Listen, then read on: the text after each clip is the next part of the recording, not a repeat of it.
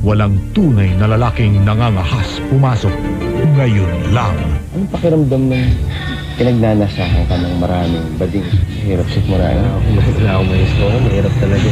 Yung gine-generalize nila na kaysa bakla raw kami. Binibigyan ka ng scooter, sinasabitan ka ng 60,000 pesos. Anong reaksyon ng asawa mo din sa trabaho? Nung una, ayaw niya. Pero nung tumagal, nagugulat na siya. Yeah, sige, tuloy mo na lang. Si Jay Tarok, makikipag-usap ang lalaking Mahirap ba pare makipagtalik sa bading? Kung pwede nga lang wala na nun. sa mga strip boys. Lunes sa Eyewitness.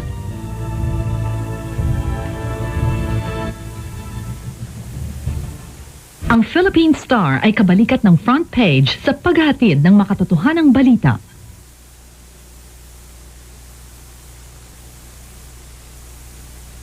Ang buhay